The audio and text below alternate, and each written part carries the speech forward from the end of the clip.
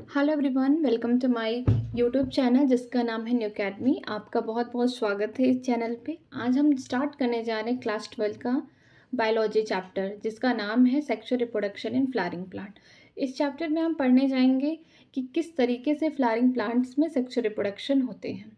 ये NCERT based short notes हैं जो कि बहुत ही ज़्यादा बेनिफिशियल होगा। जो लास्ट टाइम पे आप रिवीजन कर रहे हैं या फिर आपको लगता है कि चैप्टर बहुत ही लेंदी है, आप उसको किस तरीके से रिवाइज कर सकते हैं, तो ये आपके लिए बहुत ज़्यादा बेनिफिशियल होगा क्योंकि इसमें मेन पॉइंट्स हैं और आपके लिए एग्ज़ाम के पॉइंट व्यू से आपके लिए बहुत ज़्यादा हेल्पफुल है। तो इसलिए आप इसको ज़रूर एक बार पढ़िए, आपको बहुत ही ज़्यादा बेनिफिट्स मिलेंगे। चलिए स्टार्ट करते हैं इस चैप्टर को। इस चैप्टर का नाम है sexual reproduction in flowering plant.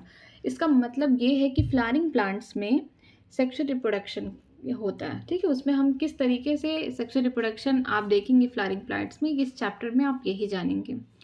यहाँ पे लिखा गया है आर फ्लावरिंग प्लांट एंजियोस्पर्म। पहले तो आप जानेंगे प्लांट डिवाइड है 5 कैटेगरीज में। पहला एल्गी, दूसरा ब्रायोफाइट, तीसरा टेरोफाइट, चौथा जिम्नोस्पर्म, पांचवा एंजियोस्पर्म। ठीक है, ये जो 4 होते हैं इनमें फ्लावरिंग्स नहीं पाए जाते हैं, फ्लावर नहीं पाया जाता, लेकिन एंजियोस्पर्म एक ऐसा कैटेगरी है प्लांट्स का जिसमें केवल फ्लावर्स होते हैं और फ्लावर के थ्रू ही सेक्सुअल रिप्रोडक्शन का होता है।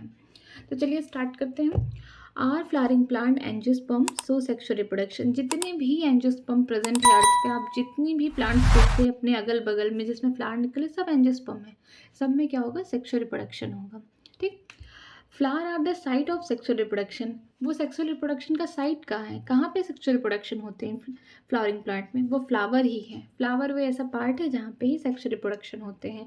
अब इसी सेक्सुअल रिप्रोडक्शन का ही तो एक रिजल्ट है कि आपको फ्रूट मिल रहे हैं, सीड मिल रहे हैं, आप जो कुछ भी खा रहे हैं, जिस चीज़ को यूज़ कर रहे हैं, अगर वो प्लांट से रिलेटेड है तो कहीं ना कहीं ये फ्लावर की ही देन है कि जिसकी वजह से सेक्सुअल रिप्रोडक्शन हो रहा है और वो हमारे यूज़ में आ रहा है। चलिए स्टार्ट करते हैं। इसका टॉपिक है pre fertilisation structure and event.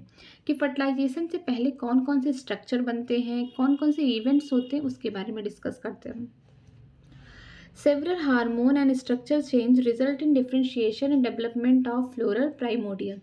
बहुत सारे हार्मोनल चेंज होते हैं ह्यूमन में भी और प्लांट्स में भी होते हैं। तो प्लांट्स के जो हार्मोन चेंज होंगे वो स्ट्रक्चर्स में भी चेंज करते हैं जिसकी वजह से डिफ्रेंशिएशन होगा, डेवलपमेंट होगा। अगर प्लांट बहुत छोटा है तो उसमें फ्लावरिंग नहीं होगा। धीरे धीरे जब बढ़ेगा उसके अंदर हार्मोन चेंज होंगे तो आप देखेंगे कि उसके स्ट्रक्चर्स में चेंज आ रहे हैं, उसमें नई नई कलियाँ निकल रही हैं फ्लावर की। ठीक है, ये सारी चीज़ हैं जो कि इनमें डिफ्रेंशिएट हो जाते हैं अलग अलग काम के लिए। फिर उसके बाद में डेवलपमेंट होता है। Inflorescence bear the floral bird and then flower. Inflorescence क्या होता है? एक स्टॉक होगा, एक लंबी सी डंडी होगी जिसमें छोटे छोटे छोटे छोटे आपको फ्लोरल बर्ड दिखेंगे। ये फ्लोरल बर्ड मतलब अभी खिले हुए नहीं है, क्लोज्ड है। ठीक है, कुछ टाइम बाद जब इनका मतलब पूरी तरीके से डेवलपमेंट हो जाएगा, मैच्योर हो जाएंगे, तो ये क्या हो जाएंगे? इसमें से फ्लावर आ जाएगा। इसे हम इन्फ्लोरेसेंस कहते हैं। ठीक है, ढेर सारे क्लस्टर ऑफ फ्लावर्स इसको बोल सकते हैं। ठीक। Inflorescence bear the floral bird and then flowers. Inflorescence में छोटे छोटे छोटे छोटे आपको फ्लोरल बर्ड्स दिखेंगे, फिर इसके बाद इसमें क्या होगा? फ्लावर आएंगे। Structure of flower. आप फ्लावर के पहले स्ट्रक्चर देख लीजिए। आप किसी भी फ्लावर को कहीं भी देख रहे हैं तो आप उसको किससे रिकॉग्नाइज करते हैं? उसके कलर से, कि येलो कलर का फ्लावर है, रेड कलर का फ्लावर है। वो कलर कहाँ से आते हैं? ये जो पीटल्स आप देखते हैं बाहर से फ्लावर को, ये पीटल हैं, इसे ही कलरफुल होता है ये। फिर आप उसके बाहर आप देखेंगे कि ग्रीन कलर का लीफ लाइक स्ट्रक्चर छोटा छोटा होता है। ये क्या होता है? इसको सिपल बोलते हैं। ठीक है, जो सिपल होता है ये हेल्प करता है फ्लावर को जब वो बर्ड स्टेज में होता है, उसको प्रोटेक्ट करता है बाहर से। ये जो पार्ट देख रहे हैं इसको हम पूरे स्ट्रक्चर को ही क्या बोलते हैं? कार्पेल बोलते हैं। ठीक है, ये फीमेल स्ट्रक्चर होता है जिसको हम ये भी कह सकते हैं फीमेल स्ट्रक्चर को गाइनेशियम। ठीक। पहला है स्टिग्मा। इसका जो ऊपर वाला पार्ट है स्टिग्मा है। फिर आपको स्टाइल दिखेगा इस तरीके से, ओवरी होगा। ये 3 पार्ट है। पहला स्टिग्मा, स्टाइल एंड ओवरी। ठीक, यहीं पे होता है एम्ब्रियो फॉर्मेशन। फिर आपको देखेंगे स्टैमन का स्ट्रक्चर। स्टैमन क्या होता है? ये हो जाएगा एंथर। ये जो ऊपर वाला पार्ट है यहाँ पे देखिए एंथर है, और ये जो स्टॉक लाइक स्ट्रक्चर दिया गया है ढेर सारा, इसे हम क्या बोलते हैं? फिलामेंट। ठीक। एंथर बाइलोब्ड होता है, इस तरीके से 2 लोब्ड होंगे इस तरीके से, और एक पतली सी उसमें से लॉन्ग सिलेंडर एक से स्टिक आ जाएगी। ठीक है, स्टॉक आ जाएगा, इसे हम बोलते हैं फिलामेंट।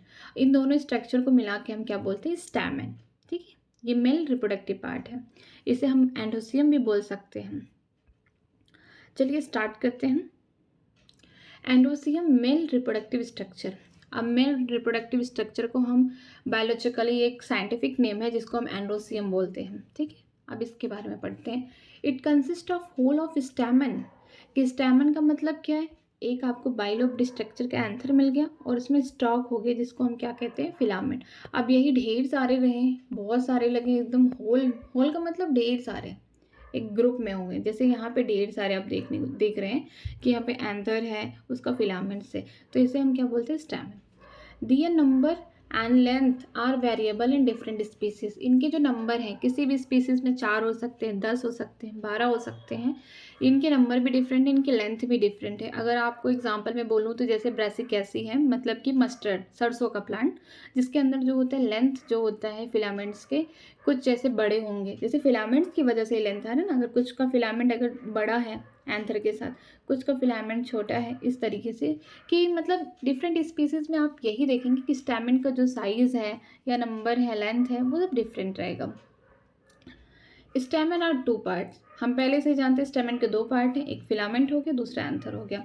फिलामेंट क्या है, लॉन्ग सिलेंडर स्टॉक है, एक लंबा सा डंडी नुमा स्ट्रक्चर है फ्लावर में।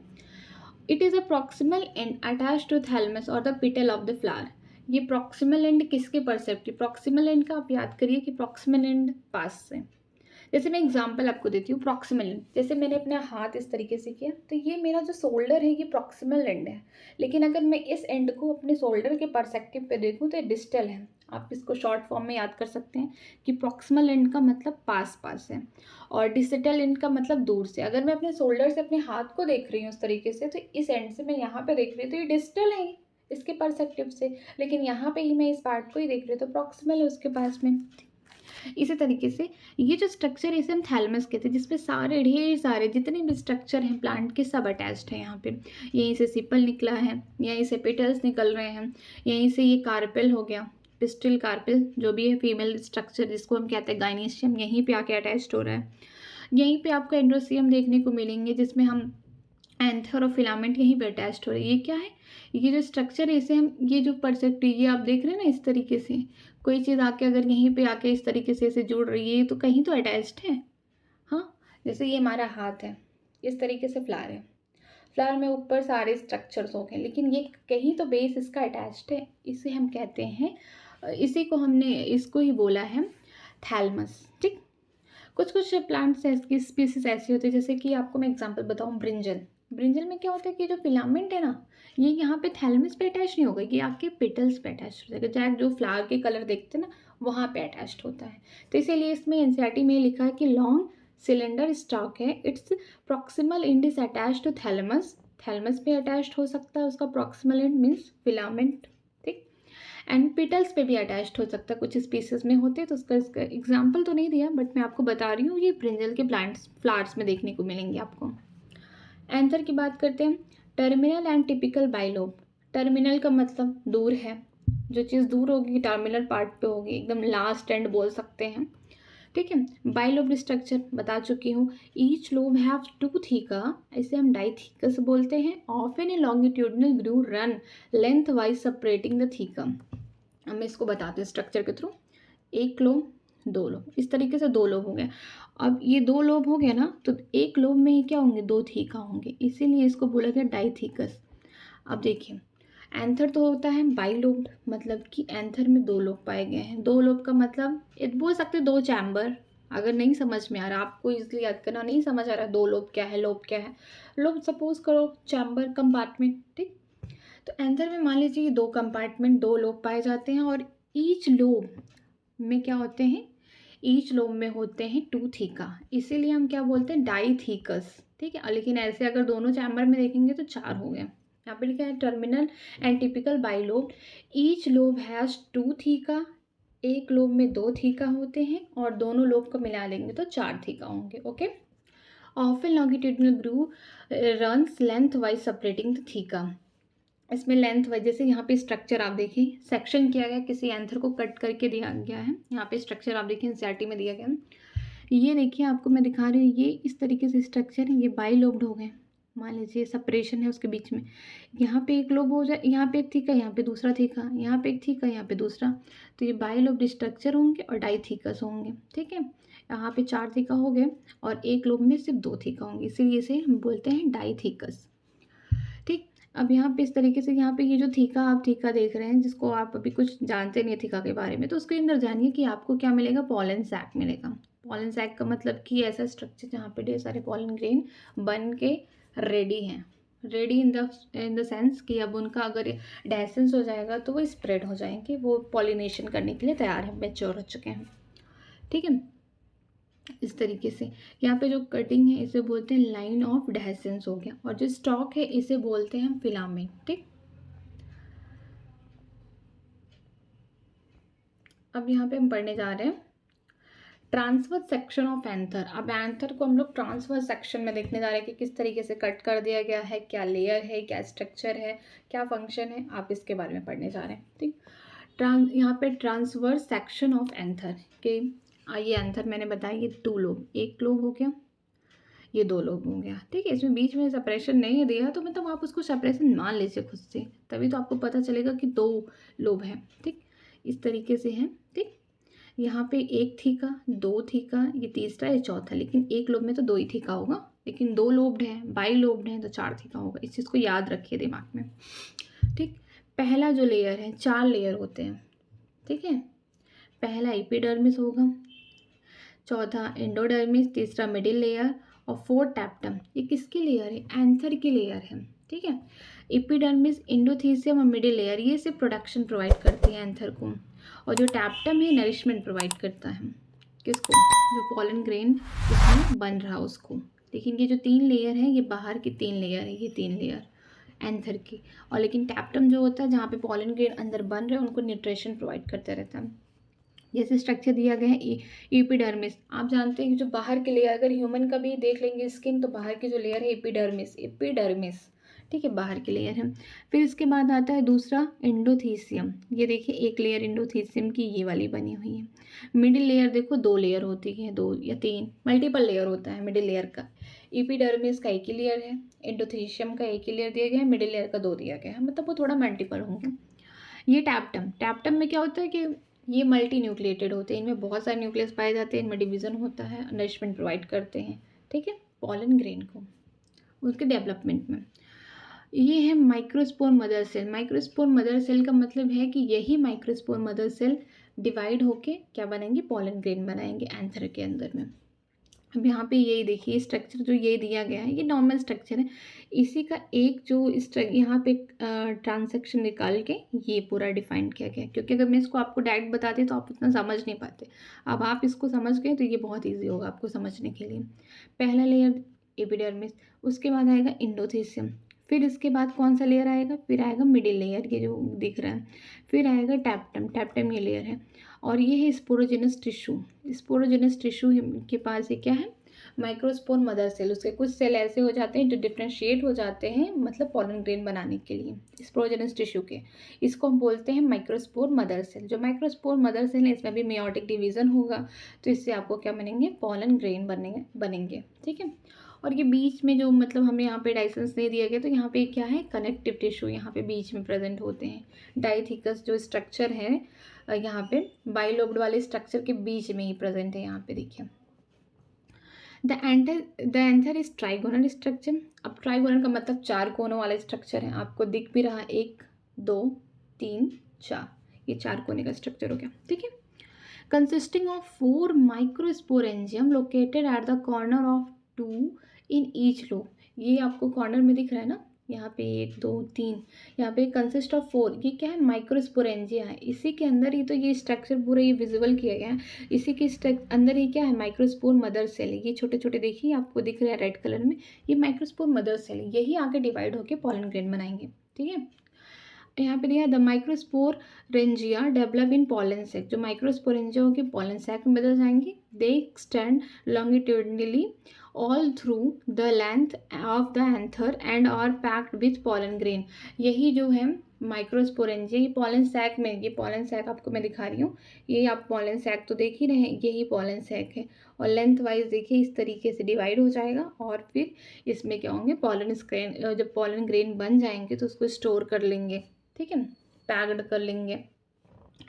अब बात करते हैं स्ट्रक्चर ऑफ माइक्रोस्पोरेंजियम। कौन कौन से स्ट्रक्चर है माइक्रोस्पोरेंजियम जो कि हम लोगों ने आप फिगर में देख लिया। अब यहाँ पे उसके बारे में देखें हम। Atypical microsporangium is near circular outer line. ये देखिए आपको टिपिकल माइक्रोस्पोरेंजियम ये आउटर लाइन के बगल में देखेंगे। It is surrounded by 4 layer, ठीक है, ये सराउंडेड है 4 लेयर से। Epidermis, endothecium, middle layer and tapetum innermost है। देखिए ये आउटर है, फिर इसके बाद ये आएगा, फिर ये आपको सीक्वेंस से याद करना है। इपिडर्मिस सबसे बाहर की, फिर इसके बाद इंडोथीसियम आएगा, फिर मिडिल लेयर, फिर टैप्टम इनर मोस्ट है जहाँ पे पॉलन ग्रेन बन रहा है उसके पास ही उसको रहना ना। ये तीनों तो, ये तीनों तो आपको प्रोटेक्शन प्रोवाइड करेंगे आपके मतलब पॉलन ग्रेन को बनने में। लेकिन ये तो टैप्टम है जिसमें आपको न्यूट्रिशन है, रिजर्व फूड है जो कि हेल्प करेंगे पॉलन ग्रेन को बनने में। The outer 3 give protection and help in dehiscence, ठीक है, ये आउटर 3 जो दिए गए हैं ये प्रोटेक्शन में हेल्प करें। डायसेंस का मतलब जब पॉलन ग्रेन जिस तरीके से बन गया एक तो स्ट्रक्चर है, लेकिन जब फटने की बारी आएगी, ऐसे टूटेंगे जब स्ट्रक्चर, तो उसमें से ही पॉलन ग्रेन बाहर निकलेगा। तो ऐसे स्ट्रक्चर हैं, प्रोटेक्शन प्रोवाइड कर रहा है। मान लो 3 वॉल्स हैं, इसमें डायसेंस का भी यही काम करेंगे कि जब पॉलन ग्रेन पूरी तरीके से मैच्योर हो जाएगा, जो पानी है इसके अंदर डिहाइड्रेट हो जाएगा तो एक्सपोज हो जाएंगे, इस तरीके से फट जाएंगे पूरा, ठीक। ये रिलीज द एंथर, एंथर को मतलब एंथर से पॉलन ग्रेन रिलीज कराने में हेल्प करेंगे। Tapetum nourishes the developing pollen grain, कि जो पॉलन ग्रेन बन रहा है, डेवलप हो रहा है, उसमें कौन सा हेल्प कर रहा है, टैप्टन, जो कि सबसे इनर मोस्ट पार्ट है। Cell of the tapetum contain dense cytoplasm and generally have more than 1 nucleus. मैं पहले ही बता चुकी हूँ कि जो टैप्टम होते हैं मल्टी न्यूक्लिएटेड होते हैं, एक से ज़्यादा न्यूक्लियस पाए जाते हैं। डेंस साइटोप्लाज्म में खूब घने एकदम सब कुछ भरा हुआ मटेरियल, एकदम ठोस के भरा हुआ है, ठीक।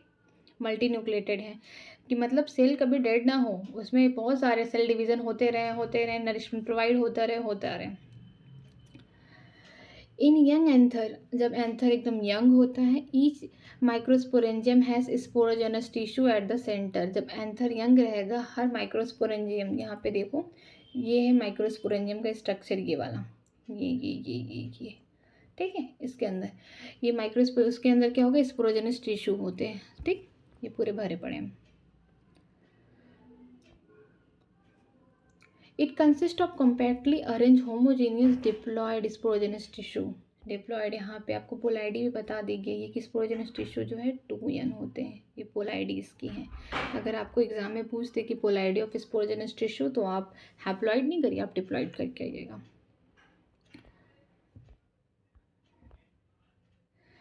पढ़ने जा रहे हैं माइक्रोस्पोरोजेनेसिस कि किस तरीके से माइक्रोस्पोरोजेनेसिस होता है। माइक्रोस्पोरोजेनेसिस का मतलब होता है कि माइक्रोस्पोर मदर सेल से कैसे पॉलन ग्रेन की फॉर्मेशन होती है। एज एंथर डेवलप, कि एंथर डेवलप्ड हो गया, each sporogenous cell means microspore mother cell या फिर हम पॉलन मदर सेल बोल सकते हैं, undergo meiotic division to form microspore tetrad and microspore arrange in a cluster of 4 cell, ठीक है। ये कोई ये मान लीजिए आपको माइक्रोस्पोर मदर सेल है, इसमें मियोटिक हुआ, पहला मियोटिक तो 2 बन गए। मियोटिक डिवीजन में क्या होता है कि अगर ये 2n है तो ये n होंगे हैप्लॉइड, ठीक है। फिर सेकेंड मियोटिक डिवीजन होगा तो सेम माइटोसिस के जैसे होता है, यहाँ पे भी n और यहाँ पे भी n, ठीक। यहाँ पे आपको क्या मिल गए, 4, ये 4 मिल जाएंगे माइक्रोस्पोर, जिसको हम बोलते हैं पॉलन ग्रेन ही बोल सकते। माइक्रोस्पोर टेट्राड का मतलब होता है कि इस तरीके से एकदम 4 मिलेंगे आपको माइक्रोस्पोर डिवीजन के बाद, माइटोसिस होने के बाद, और माइटोसिस होने मियोटिक होने के बाद, सॉरी माइटोसिस नहीं, मियोटिक होने के बाद आपको 4 माइक्रोस्पोर टेट्रॉड्स मिलेंगे और ये एकदम क्लस्टर एकदम सटे सटे होंगे, इनके बीच में समझे ग्लू लगा होगा, ठीक है। Formation of microspores from the pollen mother cell, या फिर हम इसको बोल सकते हैं माइक्रोस्पोर मदर सेल, ठीक है, पीएमसी को, थ्रू मियोसिस, इसे हम माइक्रोस्पोरोजेनेसिस। अगर आपको डेफिनेशन लिखने को ये आ गया माइक्रोस्पोरोजेनेसिस क्या होता है, तो फॉर्मेशन ऑफ माइक्रोस्पोर, माइक्रोस्पोर को हम पॉलन ग्रेन की ही बात कर रहे हैं। Microspore from the pollen mother cell या फिर microspore mother cell through meiosis, उसमें मियोसिस हो रहा है, डिवीजन, जैसे कि मैंने बताया ना कि ये हो गया पॉलन मदर सेल 2n का है, ठीक है। इसका पहला मियोसिस हुआ तो ये 2 बन गए, ये हैप्लॉइड हैप्लॉइड। फिर दूसरा मियोसिस हुआ तो यहाँ पे फिर एन बन गए, ये 4 बन गए। मतलब एक माइक्रो स्पोर मदर सेल से या पॉलन मदर सेल से आपको चार आपको माइक्रोस्पोर मिल रहे हैं मियोसिस के थ्रू। इसे हम बोलते हैं microsporogenesis.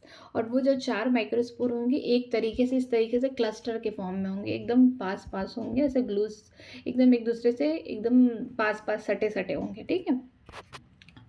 As anther mature and dehydrated, जैसे कि एंथर मैच्योर हुआ, डिहाइड्रेटेड मतलब पानी निकल गया, the microspore dissociated from each other and give rise into pollen grain. जैसे जैसे एंथर मैच्योर हुआ, बाहर के स्ट्रक्चर एकदम मैच्योर हो गया, उसमें से पानी निकल गया। अब जो अंदर माइक्रोस्पोर है डिसोसिएट हो जाएंगे, टूटने लगेंगे ईच अदर, और वो डेवलप हो जाएंगे पॉलन ग्रेन में, ठीक है। यही जो माइक्रोस्पोर है, ये माइक्रोस्पोर जो होगा इस तरीके से ना क्लस्टर के फॉर्म में ऐसे सटे सटे। जब ये एंथर के अंदर है, ये मान लीजिए एंथर इसके अंदर है, जब एंथर क्या होगा, सूखने लगेगा, मतलब डिहाइड्रेट होने लगा, तो यही जो है इनके बीच में जो बॉन्ड होगा, जो लिंकेज होगा, इसको हटने लगेंगे, तो ये फिर सिंगल सिंगल पॉलन ग्रेन इस तरीके से स्ट्रक्चर बना लेगा, ठीक। और इसकी पोलैरिटी तो हम जानते हैं यन है, हैप्लॉइड है। Each microsporangium contain thousand of pollen grain they released with the dehiscence of anther। हम जानते हैं कि ये जो स्ट्रक्चर है ये माइक्रोस्पोरेंजियम का, एक माइक्रोस्पोरेंजियम में हज़ारों पॉलन ग्रेन बने होंगे, एक तो बनेंगे नहीं, हज़ारों, क्योंकि ये सेक्शुअल प्रोडक्शन हो रहा है, इसमें कुछ वेस्टेज भी हो जाते हैं पॉलिनेशन के द्वारा पॉलन ग्रेन का, तो एक तो बन नहीं सकता, एक से ज़्यादा ही बनेगा, ठीक है। जो कि आप डायसेंस कर रहे हैं, देखिए ये जो स्ट्रक्चर है मैच्योर डायसेंस ऑफ एंथर, ये एंथर था पूरा, ये स्ट्रक्चर बाइलोब्ड वाला स्ट्रक्चर आपको दिख रहा है, एक लोब 2 लोब, यहाँ पे एक थीका होगा, 2 थीका। ये थीका का मतलब है ये माइक्रोस्पोरेंजियम है, इसी के अंदर ही क्या बन रहा है, पॉलन ग्रेन यहाँ पे क्लस्टर में बना हुआ है। जैसे जैसे ये सूखा, वो क्लस्टर भी अलग सो गए और छोटे छोटे छोटे छोटे क्या हो गए, पॉलन ग्रेन ऐसे बाहर निकल गए। तो एक जो माइक्रोस्पोरेंजियम उसमें हज़ारों पॉलन ग्रेन बनेंगे, एक नहीं बनेंगे, हज़ारों बनेंगे, ठीक। अब बात करते हैं पॉलन ग्रेन के बारे में। पॉलन ग्रेन है क्या, अब उसके स्ट्रक्चर, उसके क्या क्या मतलब पार्ट है, उसके बारे में पढ़ेंगे। पहली बात तो याद कि पॉलन ग्रेन को हम मेल गैमेटोफाइट हैं। अब मेल गैमेटोफाइट याद रखना, मेल गैमेटोफाइट पॉलन ग्रेन होता है। ये जनरली स्पेरिकल शेप में होंगे, छोटे छोटे राउंड शेप में होंगे, बहुत सारे स्ट्रक्चर्स में होते हैं, लेकिन ये जनरली आप अगर कभी भी इसको माइक्रोस्कोप से आप लेंस लगा के देखते हैं तो ये आपको स्पेरिकल शेप में मिलेंगे। इनका डायमीटर जो होता है 25 से 50 माइक्रोमीटर, ये याद करें ना, 25 से 50 माइक्रोमीटर है। साइटोप्लाज्म भी सराउंडेड बाय प्लाज्मा मेम्ब्रेन, इनके जो साइटोप्लाज्म है उस पर क्या होगा, प्लाज्मा मेम्ब्रेन होगा, ठीक। Pollen grain has 2 layered wall. अब ये कोई पॉलन ग्रेन है, इसका ये साइटोप्लाज्म है, इस पर ये प्लाज्मा मेम्ब्रेन है। अब इस पर 2 लेयर्ड वॉल होंगे, एक लेयर 2 लेयर, ठीक। सबसे जो बाहर का होगा इसे एंटाइन बोलते हैं, और इसके अंदर वाला क्या होगा, इसको बाहर का होगा उसको एक्साइन बोलेंगे, और अंदर को क्या बोलेंगे, एंटाइन, ठीक है। सबसे बाहर को एक्साइन और सबसे अंदर वाले जो उसके बाद का लेयर है उसको हम एंटाइन बोलते हैं, ठीक है। ये पॉलन ग्रेन हैज़ 2 लेयर होता है, एक्साइन एंटाइन। एक्साइन जो होता है हार्ड आउटर लेयर है बाहर का, ये पॉलन ग्रेन है, उसका ये हो गया साइटोप्लाज्म। इसके बाद उसके ऊपर प्लाज्मा मेम्ब्रेन की परत है, उसका है। फिर आपको बनेगा एक लेयर 2 लेयर, इस तरीके से मैं आपको दूर दूर बता रही हूँ। ये जो बाहर का होगा इसको एक्साइन बोलेंगे, और जो अंदर का होगा उसके बाद वाला एंटाइन बोलेंगे, ठीक है। एक्साइन जो होता है हार्ड आउटर लेयर है, मेड अप ऑफ स्पोरोपोलिनिन, जो कि हाईली रेजिस्टेंट ऑर्गेनिक मटेरियल है, ठीक है। ये किसका बना होता है, स्पोरोपोलिनिन का बना होता है, जो कि हाईली रेजिस्टेंट ऑर्गेनिक मटेरियल है। It can with stand high temperature, strong acid, alkali, enzyme can not be degrade the sporopollenin, ठीक है। ये जो होता है बाहर का जो इंटाइन स्ट्रक्चर है ना, ये बना होता है पूरा, ये जो बाहर का स्ट्रक्चर ये होगा ना, ये पूरी तरीके से बना होगा इंटाइन का जो स्ट्रक्चर बना होगा स्पोरोपोलिन का। स्पोरोपोलिन बहुत ही रेजिस्टेंट है, आप एसिड डाल दो तब भी ख़त्म नहीं होगा पॉलिन, ठीक। आप चाहे बेस डाल दो स्ट्रॉन्ग टू स्ट्रॉन्ग अल्कली, चाहे किसी एंजाइम से आप डिग्रेडेट करा दो, कुछ भी कर डालो, हाई टेम्परेचर पे रखो, एक हाई सब कुछ उसको एक हार्श टू हार्श कंडीशन दे दो, फिर भी इंटाइन की जो लेयर है ख़त्म नहीं होगी। क्यों नहीं होगी, इंटाइन की लेयर क्यों नहीं ख़त्म होगी, क्योंकि वो बना है स्पोरोपाइलिन, जो कि हाईली रेजिस्टेंट ऑर्गेनिक मटेरियल है, इसको याद रखना, ये ऑर्गेनिक है, इनऑर्गेनिक मटेरियल ऑर्गेनिक मटेरियल है। स्पोरोपॉलिनिन जो कि हेल्प करता है या प्रोटेक्ट करता है पॉलन ग्रेन को।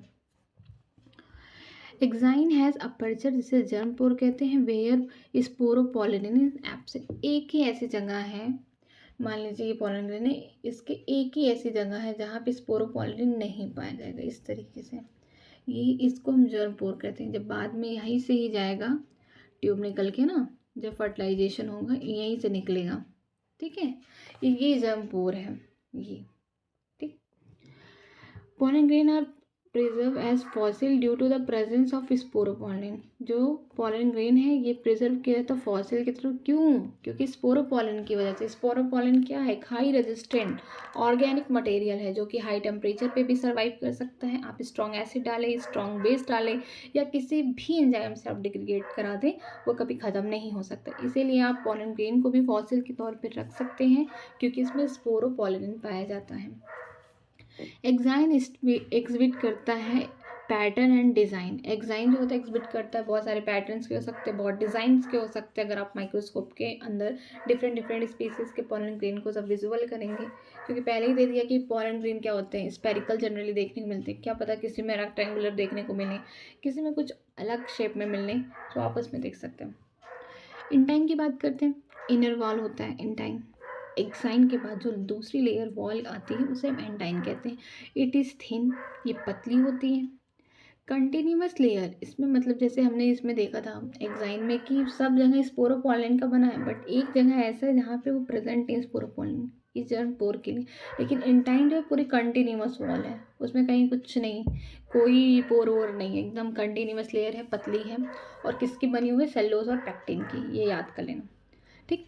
Mature pollen grain have 2 cell. अगर आप मेच्योर पॉलन ग्रेन देख रहे हो उसमें 2 सेल होते हैं, एक पहला वेजिटेटिव सेल, दूसरा जनरेटिव सेल। अब बात करने जा रहे हैं कि मेच्योर पॉलन ग्रेन सेल 2, ठीक है। जो पॉलन ग्रेन अगर मेच्योर हो जाता है तो उसके अंदर कितने 2 सेल होते हैं? 2 सेल होते हैं। अगर ये पॉलन ग्रेन है, मैंने आपको पहले ही दिखाया है, ये छोटे पॉलन ग्रेन है ये, ठीक। ये पॉलन ग्रेन है मैच्योर हुए तो ये ब्लास्ट होके निकल के बाहर। अब इसी पॉलन ग्रेन के अंदर 2 सेल पाए जाते हैं। अब उसके बारे में हम लोग डिस्कस करने जा रहे हैं। जी रहा, ठीक। ए mature pollen grain consist of 2 sales, okay. पहला वेजिटेटिव सेल, दूसरा जनरेटिव सेल। वेजिटेटिव सेल क्या होते हैं? बिगर होंगे, abundant of full reserve and has a irregular nucleus, ठीक है। स्टेप ये देखिए, आपको बता रही हूँ मैं, ये वाला वेजिटेटिव सेल है। इसके अंदर आपने देखा है कि क्या होगा? बड़ा होगा। ये जनरेटिव सेल है, ये वेजिटेटिव सेल है। ये देखो जनरेटिव सेल से तो बड़ा है, ठीक। इसका जो न्यूक्लियस है उसका शेप जो है अलग सा है, इरेगुलर, कोई शेप नहीं है, कुछ नहीं है, इरेगुलर शेप का है। और उसमें ढेर सारे, लेकिन क्या है? फूड है, रिजर्व फूड, इकट्ठा करके फूड रखे गए हैं। किसके लिए रखे गए होंगे? जनरेटिव सेल के लिए रखे होंगे। जब वो आगे डिवाइड करके मिल गैमेट्स बनाएगा फर्टिलाइजेशन के लिए, तो उसके लिए वो हेल्प करेंगे as a nutrition, okay. Vegetative cell को हम बोलते हैं it is a vigour and abundant food reserve. की वेजिटेटिव सेल जो होता है बड़ा होता है, उसके अंदर पूरे खाना भरे होते हैं, and has a large irregular shape nucleus. जो उसका न्यूक्लियस होगा कोई शेप नहीं होगा, इरेगुलर होगा, ठीक। जनरेटिव सेल के बारे में बात करते हैं।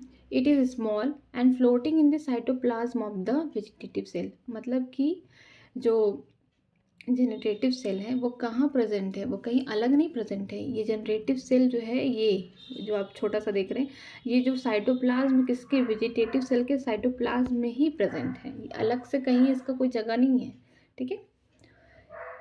It is spindle shaped with dense cytoplasm and nucleus. इसके पास क्या होता है? स्पेंडल शेप का, और डेंस साइटोप्लाज्म है और न्यूक्लियस है। स्पेंडल शेप का क्या है? It is spindle shaped. ये स्पेंडल शेप्ड का है, ये देखिए स्पेंडल शेप्ड ये है। स्पेंडल शेप्ड का कौन है? ये जनरेटिव सेल है। इसका जो साइटोप्लाज्म है डेंस एकदम भरा पड़ा हुआ है, ठीक है, पूरी तरीके से। और इसके पास न्यूक्लियस है खुद का अपना, ठीक है। ओवर 60% एंजियोस्पर्म, लगभग 60% एंजियोस्पर्म में शेडेड दियर पॉलन ग्रेन एट 2 स्टेज, ठीक है। कि 60% जो एंजियोस्पर्म होंगे उनमें 2 ही स्टेज शेडेड होंगे। मतलब ये शेडेड का मतलब कहाँ? ये फ्लावर है, ठीक, इस पे जो स्टिग्मा होगा, जब आके पॉलन ग्रेन गिरेगा तो ये 2 ही सेल रहेगा इसका, एक वेजिटेटिव एक जनरेटिव। जब स्टिग्मा पे आएगा इसके बाद जनरेटिव सेल डिवाइड होकर मेल गैमेट्स 2 बनाएंगे, ठीक है। एंड अदर में कौन आएगा, 40%, ठीक। 40% generative cell divide mitotically to give 2 male gametes. This pollen grain are shaded in 3 cell. 3 cell में क्या होगा, 2 मेल गैमेट हो गया, एक वेजिटेटिव सेल। जैसे कि बहुत लोगों को कन्फ्यूज़न होगा कि 2 सेल्ड स्टेज क्या है, 3 सेल्ड स्टेज क्या है। 2 सेल्ड स्टेज ये है कि वेजिटेटिव सेल एक हो गया, दूसरा हो गया जनरेटिव सेल। 60% एंजियोस्पर्म में क्या होता है कि जब पॉलन ग्रेन स्टिग्मा के ऊपर आता है, गिरता है, लैंडिंग करता है फर्टिलाइजेशन करने के लिए, तो वो 2 सेल स्टेज में होगा। उसमें एक वेजिटेटिव सेल पाया जाएगा, दूसरा जनरेटिव सेल। जब स्टिग्मा के पास आ जाएगा, ठीक है, फिर वो धीरे धीरे अपना डिवीज़न करेगा, वहाँ पे उसका पॉलन ट्यूब बाहर निकलेगा एग्जाइन के थ्रू, जो जर्म पोर प्रेजेंट है। इसके बाद जो उसकी स्टाइल होगी इसके अंदर से जाके फिर ओवरी में फर्टिलाइजेशन करेगा, ठीक है। और 40% में क्या होता है, जनरेटिव सेल क्या होता है, पहले ही डिवाइड हो जाता है। मतलब वो पॉलिनेशन करने से पहले ही क्या होगा, जनरेटिव सेल ये डिवाइड हो जाएंगे 2 मेल गैमेट्स में, ठीक है। तो इसीलिए बोला गया है 3 सेल्ड स्टेज, एक वेजिटेटिव सेल और 2 मेल गैमेट्स का, ठीक। The seed pollen grain have to be landing. ये जो सीड पॉलन ग्रेन होते हैं ये हैव टू बी लैंडिंग, ये लैंड कर रहे हैं, कहाँ पे कर रहे हैं, on stigma before they lose viability. अब वाइबिलिटी क्या है, वाइबिलिटी एक ऐसा टर्म है जैसे क्या होता है कि अगर पॉलन ग्रेन है, फ्लावर के अंदर पॉलन ग्रेन मैच्योर हुआ, डेसेंस हो गया, अगर कुछ का वाइबिलिटी पीरियड क्या होता है, 20 मिनट 30 मिनट, कुछ का मतलब 1 साल हो गया, ठीक है। तो इससे क्या होता है, अगर उस टाइम में वो फर्टिलाइजेशन नहीं कर पाया, अगर वो पॉलन ग्रेन जाके स्टिग्मा पे नहीं गिरा, नहीं लैंड किया, तो बेकार हो जाएगा। उसका भी पीरियड है, एक टाइम ऑफ पीरियड है कि वो अपनी वाइबिलिटी शो कर पाए, अपना जो फर्टिलाइजेशन है कर सके, किसके साथ, जो ओवरी के अंदर मतलब ओव्यूल है उससे कर पाए, ठीक है। तो ये लिया है, the shaded pollen grain have to landing on the stigma before they loss viability. Viability का पीरियड जो है उनका, अगर टाइम पीरियड 30 मिनट है तो 30 मिनट के अंदर ही उसको लैंडिंग कर जाना है स्टिग्मा पे, नहीं तो वो बेकार हो जाएगा, ठीक है। इसीलिए तो प्लांट्स के अंदर एक भी पॉलन ग्रेन नहीं बनते, हज़ारों बनते हैं। कुछ वाइबिलिटी अपना लूज़ कर देते हैं पहले ही, फर्टिलाइजेशन होने से पहले, पॉलिनेशन होने से पहले ही। कुछ का अगर हो भी जाता है पॉलिनेशन तो वहाँ पे भी सर्वाइव नहीं कर पाते, क्या पता कुछ में मतलब पॉलन ट्यूब नहीं निकले या कुछ प्रॉब्लम्स आ जाती हैं जिसकी वजह से प्लांट के अंदर एक ही पॉलन ग्रेन नहीं होगा, ठीक है, ढेर सारे होंगे। लेकिन फीमेल का जो पार्ट है ओवरी वाला, उसमें ओवल तो एक ही होगा, क्योंकि भाई उसको पता है कि उसको एक ही जगह रहना है। अब उसको तो ट्रैवल करके पॉलिनेशन करने आना नहीं है, आना तो है पॉलन ग्रेन को दूसरी जगह से। क्या पता एक फ्लावर में सिर्फ फीमेल का स्ट्रक्चर हो, दूसरे प्लांट में मेल का हो, तो वहाँ से एयर के थ्रू या किसी कॉन्टैक्ट के थ्रू आएंगे ना, तो उनको ट्रैवल करना, उनको सफ़र करना है। ओवरी के अंदर तो ओवल तो अपना प्रिजर्वेटिव मोड में है, एकदम मस्त अपना उसमें पड़ा हुआ है, तो उसको कोई ज़रूरत नहीं है। अगर प्लांट में एक ही ओव्यूल हो तो आराम से, कुछ प्लांट्स में होते हैं ढेर सारे ओव्यूल, मल्टीपल ओव्यूल, लेकिन मोस्टली आप देखेंगे कि आपको एक ही ओव्यूल मिलेगा, okay. Viability period of pollen grain is variable. जो वाइबिलिटी पीरियड होता है वेरिएबल, मैंने कहा कि कुछ स्पीसीज का 30 मिनट हो सकता है, कुछ का कुछ महीने हो सकते हैं, कुछ का कुछ साल भी हो सकते हैं वाइबिलिटी पीरियड, ठीक है। But viability depends on temperature and humidity, ये 2 वर्ड्स याद रख लेना, टेम्परेचर पे भी डिपेंड करता है, ह्यूमिडिटी पे डिपेंड करता है।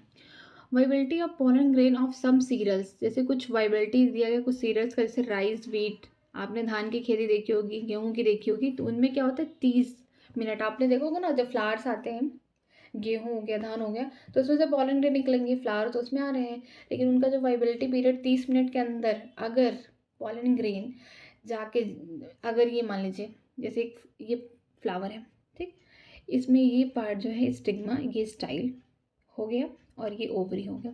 अब ये है एंथर, ठीक। अब यहाँ से ही उसको पॉलन ग्रेन को ट्रैवल करके यहाँ आना है। मान लीजिए किसी सीरियल में 30 मिनट का टाइम है, अगर ये 30 मिनट के अंदर यहाँ पे आ गया और यहाँ पे फिर धीरे से यहाँ जाएगा अपना पॉलन ट्यूब के थ्रू, यहाँ फर्टिलाइजेशन कर ले। अगर ये 30 मिनट में नहीं आ पाया तो फिर इसकी वाइबिलिटी तो ख़त्म, तो फर्टिलाइजेशन इम्पॉसिबल, नहीं हो पाएगा, ठीक।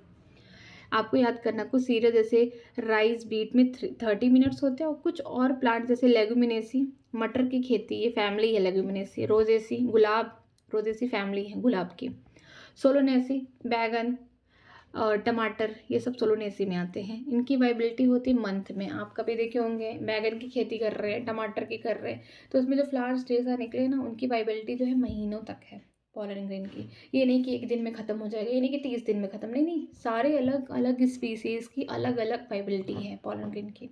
ओके, बहुत सारे लोग जो होते हैं पॉलन ग्रेन को इकोनॉमिकली यूज़ करते हैं। हाँ, पॉलन ग्रेन का मतलब ये नहीं कि वो सिर्फ पॉलिनेशन करने के लिए फर्टिलाइज, नहीं नहीं, कुछ लोग उसको खाते भी हैं, अपनी खुद की बेनिफिशियल अपने हेल्थ इशू के लिए भी खाते हैं। ठीक है, इकोनॉमिकली पैसे के लिए भी बेचते हैं उसको। ठीक है, अब उसके बारे में पढ़ने जा रहे हैं, economic importance of pollen grain, कि आप पॉलन ग्रेन से पैसे कैसे कमा सकते हैं। ठीक है, they are rich in nutrient, के जो पॉलन ग्रेन है रिच न्यूट्रिएंट में क्यों है, क्योंकि इनके पास वेजिटेटिव सेल है जिसके पास को भर भर के खाना पड़ा हुआ है जनरेटिव सेल के लिए।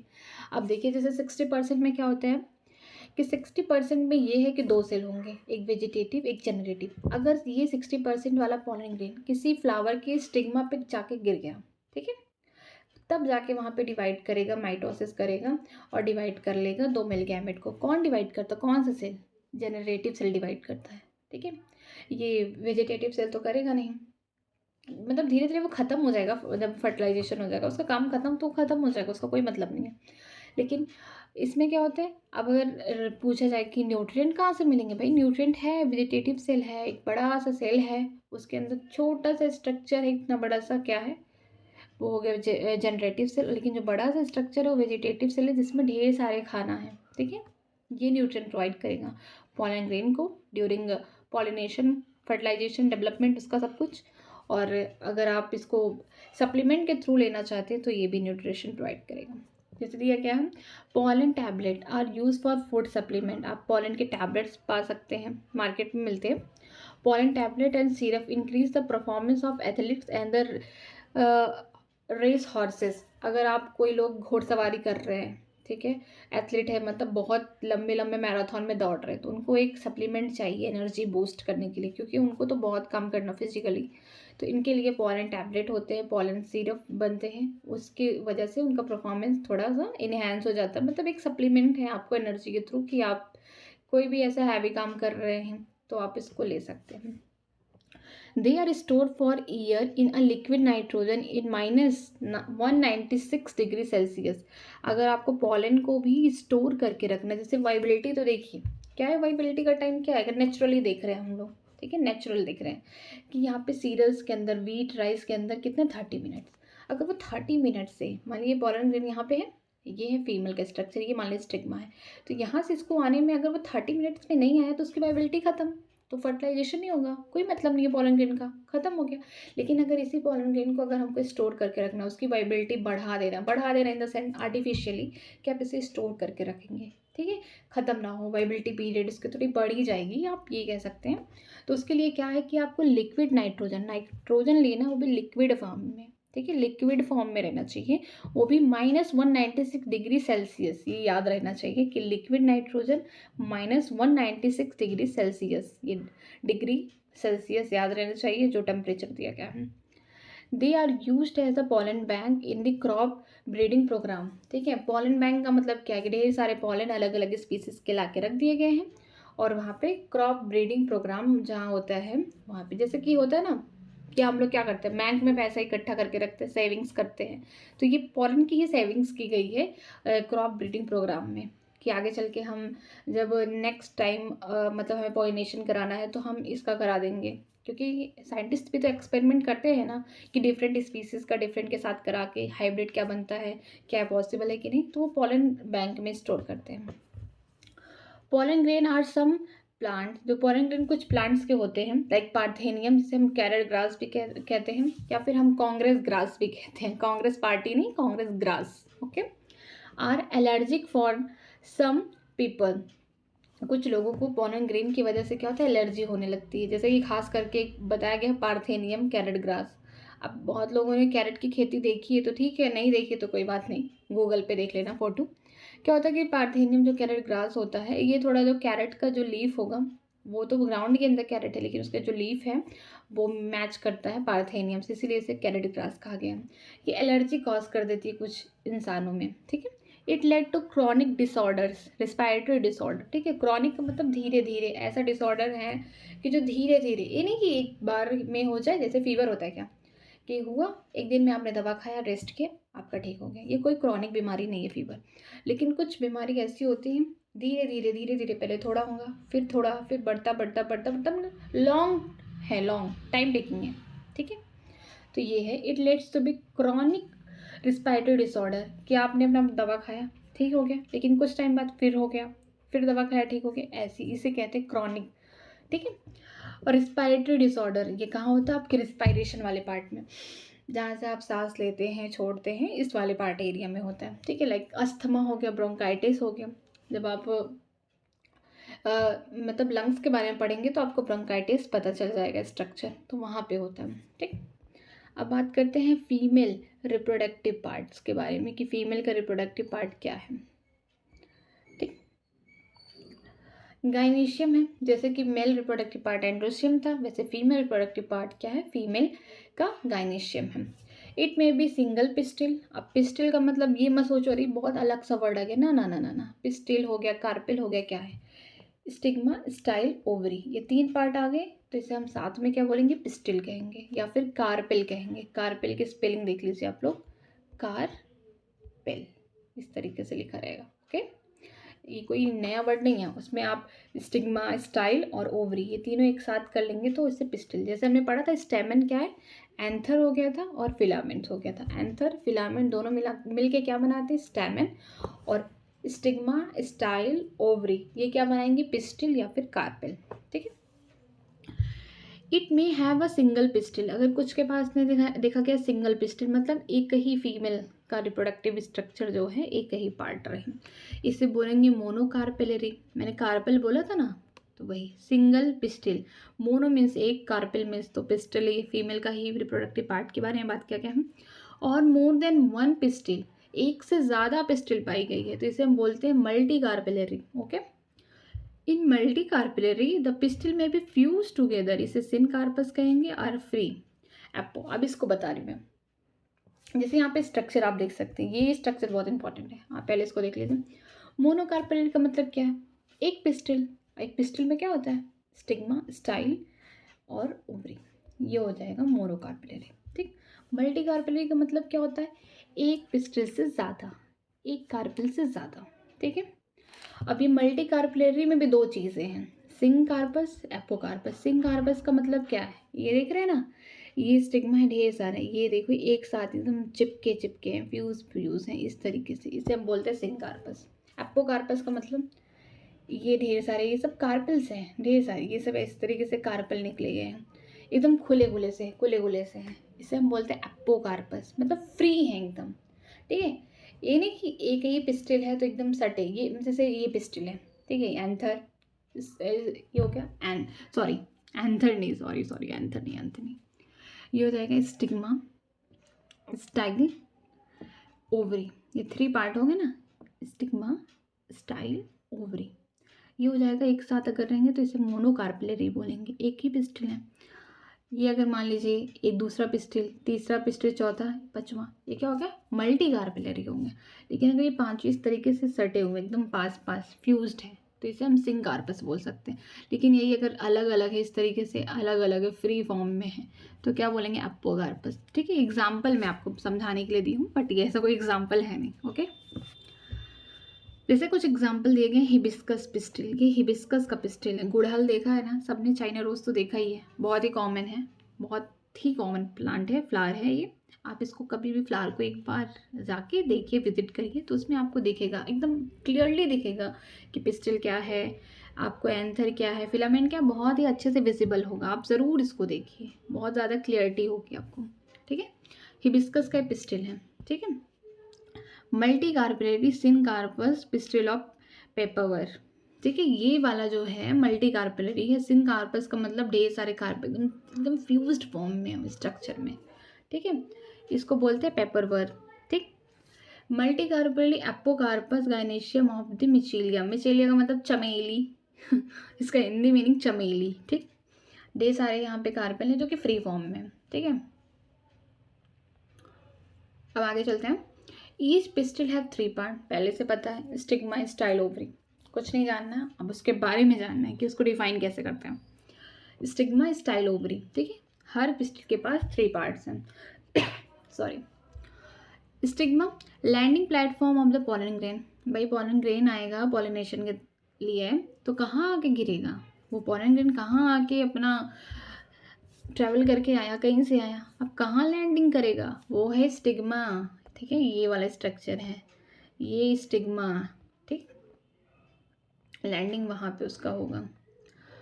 Style long cylinder part beneath the stigma, ठीक है। ये इस तरीके से स्टॉक होगा, ये मान लीजिए स्टिग्मा, उसके नीचे की सिलेंडर जैसे स्टॉक होगा, फिर नीचे ओवरी, ठीक।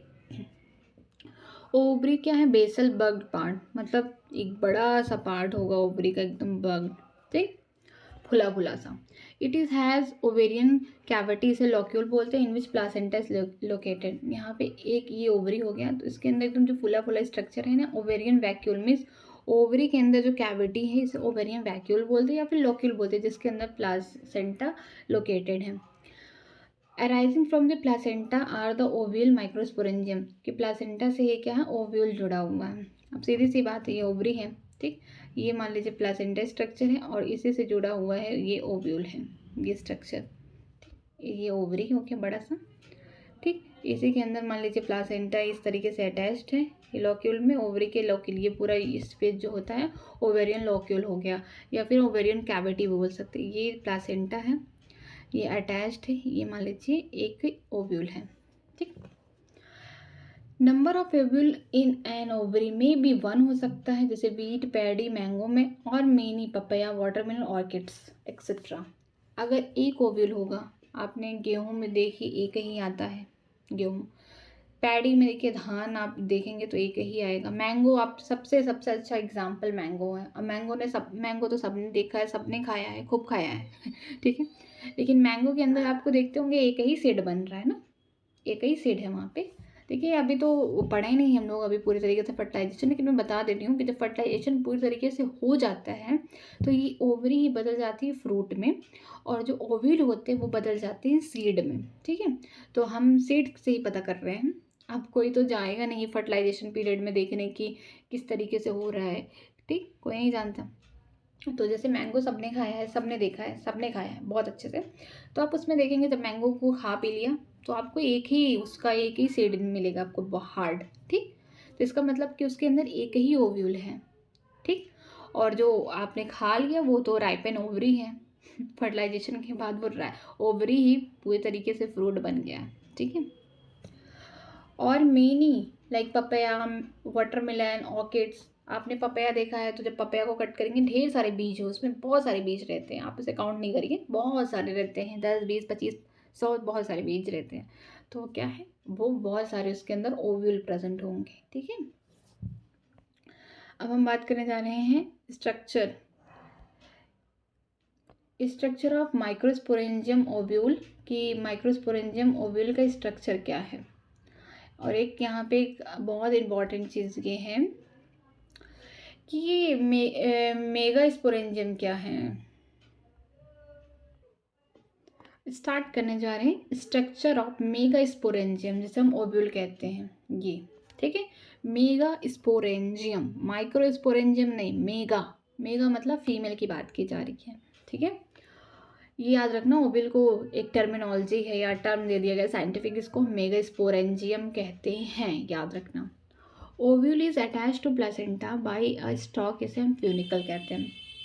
जैसे पहले स्ट्रक्चर में डिफाइन कर दे रही हूँ, फिर बाद में इसको डिफाइन करें, ठीक है। ये जो स्ट्रक्चर है ये पूरा क्या है, ये जो स्ट्रक्चर ओवरी का स्ट्रक्चर है, पूरा ओवरी स्ट्रक्चर है, ठीक। ये देखिए एम्ब्रियो बन गया है यहाँ पे, और ये बाहर की जिसके ऊपर लेयर है इसको हम न्यूक्लियस कहते हैं, ठीक। ये जो लेयर है ये ढेर सारी नरिशमेंट प्रोवाइड कर रही है, ये जो लेयर है इसको हम बोलते हैं इनर इंटीगुमेंट बोलते हैं इस लेयर को। फिर इसके बाद आएगा बाहर आउटर इंटीगुमेंट होगा, ठीक। ये हो गया माइकोपाइलर पोल, यहाँ पे प्रेजेंट है, ये हो गया माइकोपाइला, ठीक, माइकोपाइल। और ये फ्यूनिकल हो गया, ये हो गया हाइलम, और यहाँ पे चलाइजा एंड है, ठीक है। ये स्ट्रक्चर है ओवरी के अंदर, एकदम अच्छे से बता रही हूँ मैं, स्ट्रक्चर ओवरी के अंदर है। यहाँ पे फर्टिलाइजेशन हो गया, पूरी तरह जाइगोट बन गया। अब जाइगोट एम्ब्रियो में डिफ्रेंशिएट होगा, उसका डेवलपमेंट होगा, ये एम्ब्रियो सैक के अंदर, ठीक है। इसी के अंदर ये सब कुछ बनता है, जाइगोट एम्ब्रियो सब, एम्ब्रियो सैक है ये, ठीक।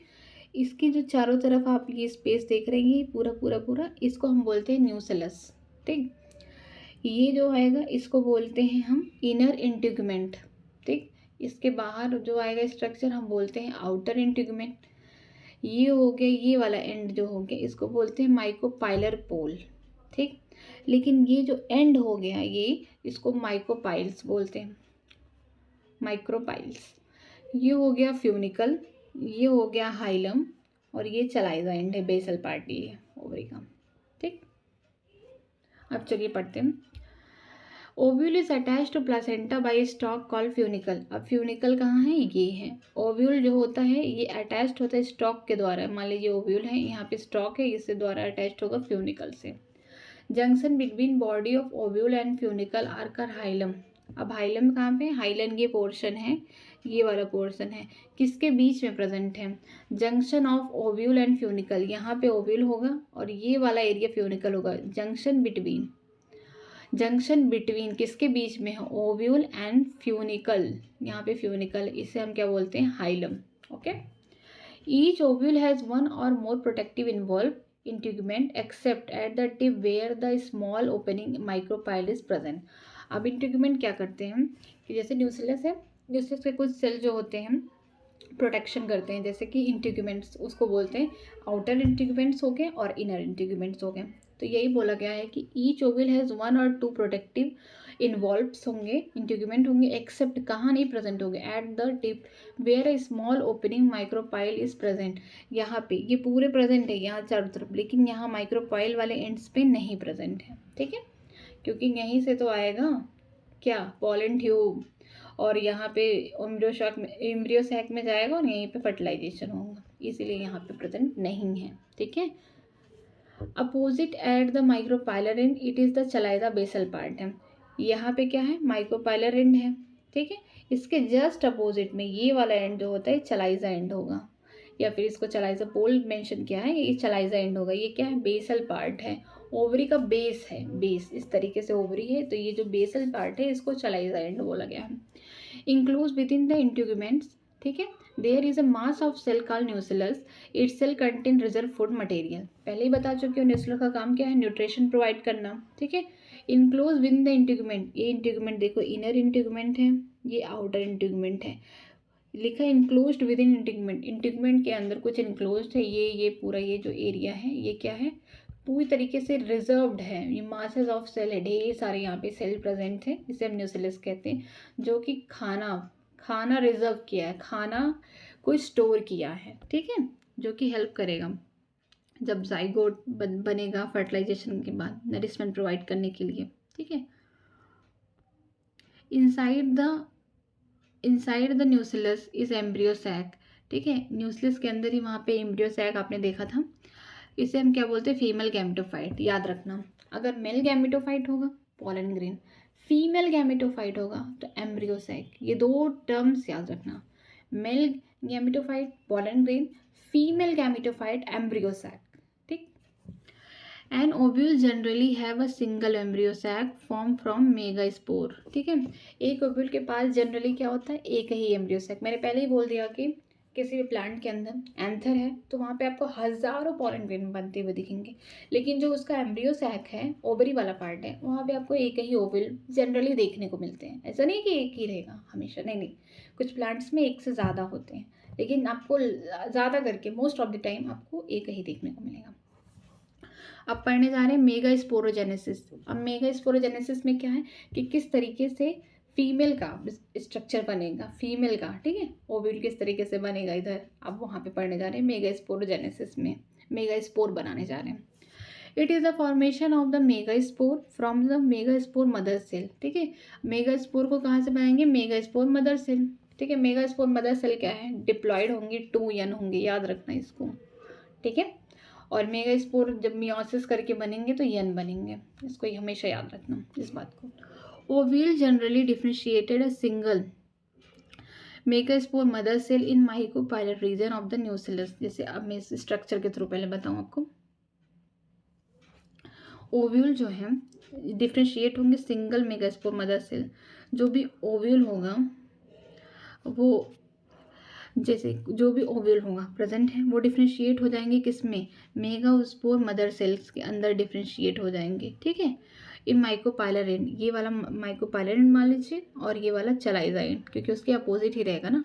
तो आप माइक्रोपाइलर एंड को पहले मेंशन करिए फिर चलाइजा एंड को इसके बाद पढ़िए। माइक्रोपाइलर एंड हुआ।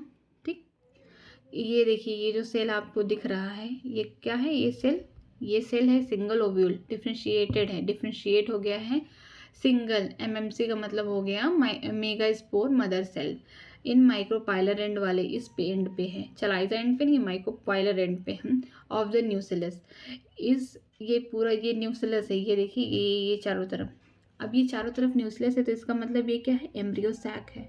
अकॉर्डिंग टू दिस फिगर, अगर आप सही से देखें कि इधर आपको न्यूक्लियस जब दिख रहा है तो इसके बीच में क्या है आपको दिखेगा, ये एम्ब्रियो सैक है। ये हो गया माइक्रोपाइलर रीजन और ये हो जाएगा चलाइजा रीजन, यही है इसका मतलब। ठीक है,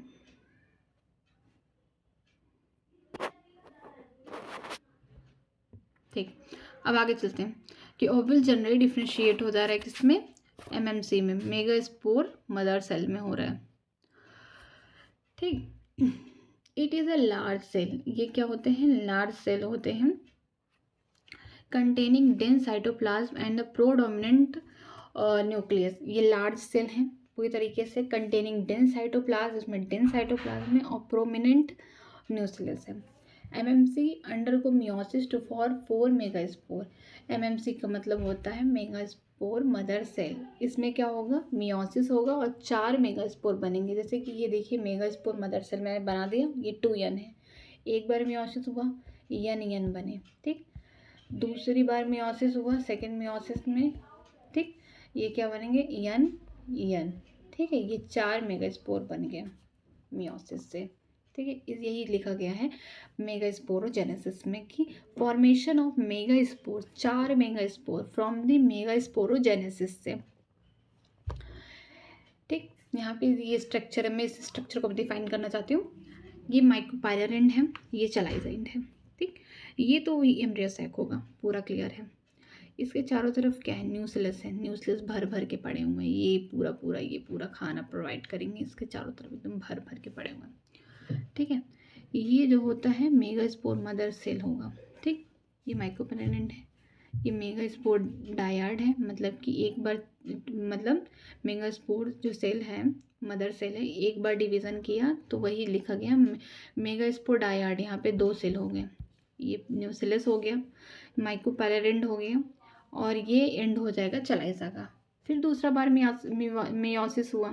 ठीक, तो 1 2 3 4 4 मेगास्पोर टेट्राड्स बने। ठीक है, ये 4 मेगास्पोर टेट्राड्स बने हैं। ठीक है, ये माइक्रोपाइलर है, ये एक बार मैं फिर से डिफाइन कर रही हूँ। माइक्रोपाइलर दिमाग पे रहना चाहिए। यहाँ चलाइजा एंड ओके। ये जो बाहर के लेयर है न्यूक्लियस है सब में। ठीक, ये जो होगा मेगास्पोर मदर सेल, ये एम्ब्रियो के अंदर मेगास्पोर मदर सेल है।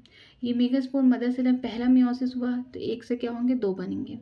तो यहाँ पे क्या बना, 2 बन गए, 2 सेल बन गए मेगास्पोर। इसको बोला गया मेगास्पोर डायाड, डायाड का मतलब 2। फिर दूसरा मियोसिस हुआ तो क्या बनेंगे, मेगास्पोर टेट्राड। यहाँ पे 1 2 3 4 सेल बने। ठीक है, अब पढ़ने जा रहे हैं formation of female gametophytes. Female gametophytes क्या है, एम्ब्रियो सैक। एम्ब्रियो सैक का फॉर्मेशन कि किस तरीके से एम्ब्रियो सैक बनता है। इन मेजॉरिटी ऑफ फ्लावरिंग प्लांट, ज़्यादा करके फ्लावरिंग प्लांट में 1 megaspore is the function and other 3 degenerate. मतलब कि अभी जो हमने देखा कि ये 4 बन रहे हैं मेगास्पोर टेट्राड, इनमें से क्या होगा, एक फंक्शन होगा, बाकी 3 क्या होगा, डीजेनरेट हो जाएगा, ख़त्म हो जाएगा। ठीक है, the functional megaspore develop into the female gametophyte. Female gametophyte क्या है, एम्ब्रियो सैक है, याद रहना चाहिए। अभी हमने पढ़ा है यहाँ पे कि फीमेल गैमेटोफाइट क्या है, एम्ब्रियो सैक है, ये याद रहना चाहिए। ठीक, जो फंक्शनल मेगास्पोर होगा वो डेवलप हो जाएगा फीमेल गैमेटोफाइट्स में। ठीक है, embryo sac formation from a single megaspore से मोनोस्पोरिक डेवलपमेंट होगा। एक एम्ब्रियो सैक किससे बन रहा है? सिंगल मेगास्पोर से अगर बन रहा है, अगर 3 ये डी जनरेट हो जा रहे हैं, ये वाले स्ट्रक्चर में 3 डी जनरेट हो गए, ये ख़त्म हो गए, तो एक ही बचा, तो इससे जो एम्ब्रियो सैक बन रहा है उसे हम बोलते हैं मोनोस्पोरिक डेवलपमेंट।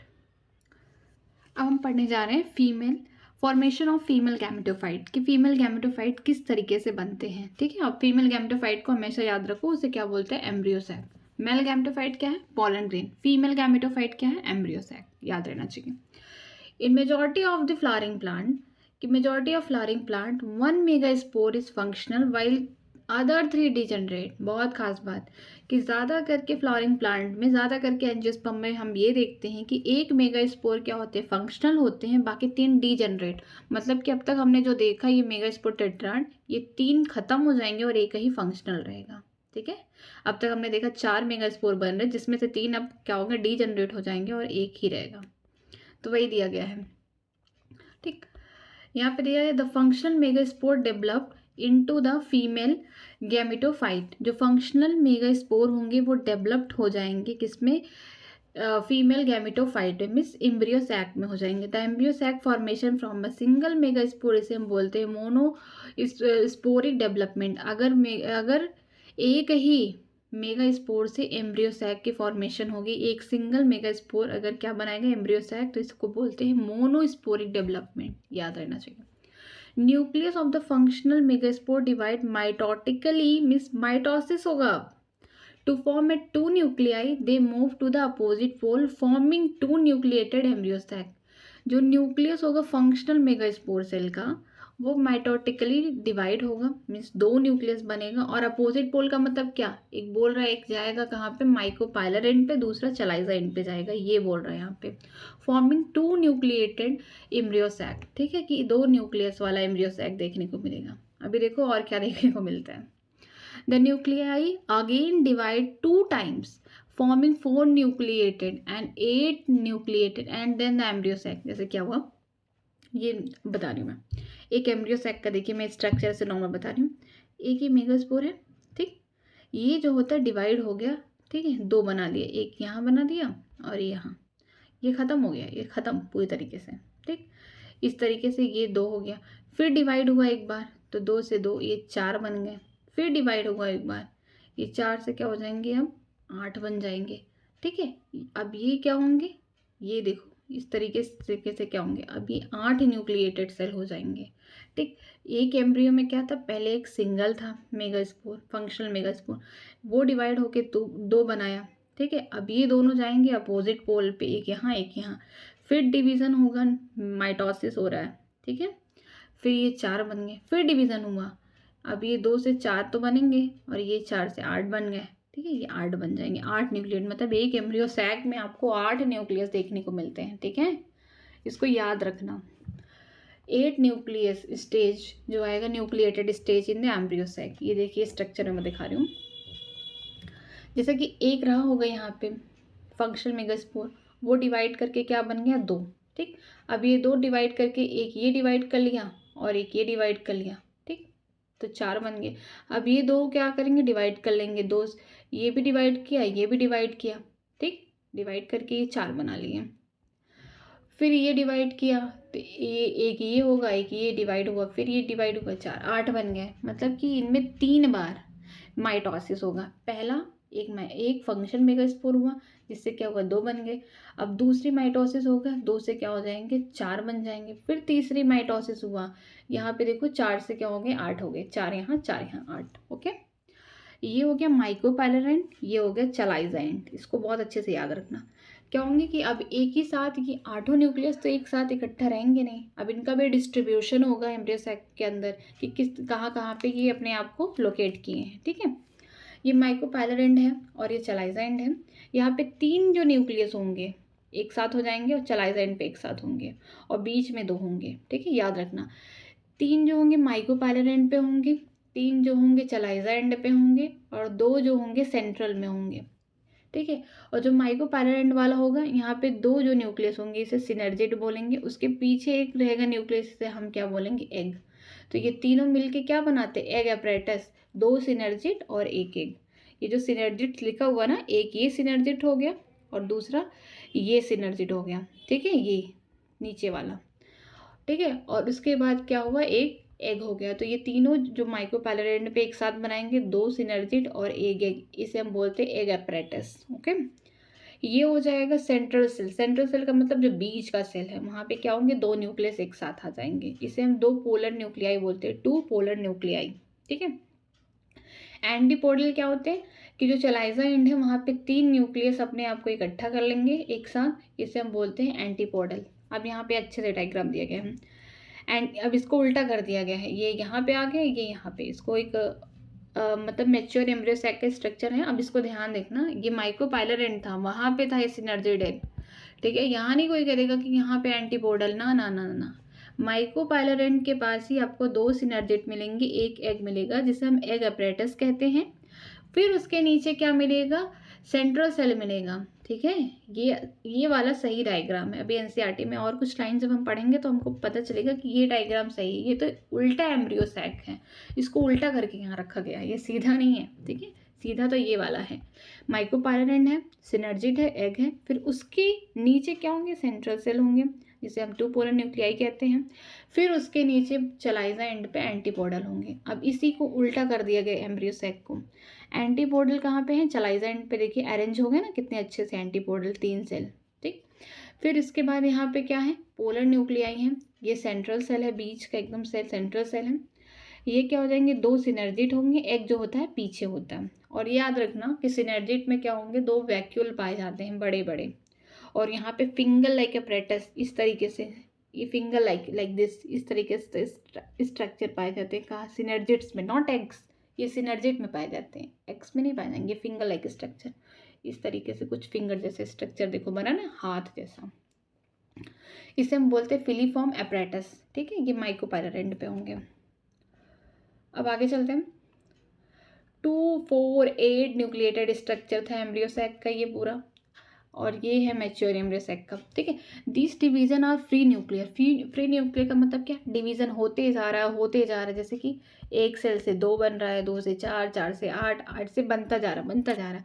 फ्री न्यूक्लियर का मतलब ये है कि उसमें कोई सेल वॉल नहीं है, किसी तरीके का कोई सेल नहीं है, बस न्यूक्लियस डिवाइड होता जा रहा है। That is nuclear division are not following immediately by cell wall formation, कि यहाँ पे एक न्यूक्लियस, 2 न्यूक्लियस से डिवाइड होते जा रहे हैं, इसे बोलते हैं फ्री न्यूक्लियर डिवीजन, कि इनमें कोई वॉल नहीं आ रहा, इस तरीके से सेल वॉल नहीं आ रहा तुरंत, ठीक है, इसे बोलते हैं free nuclear division.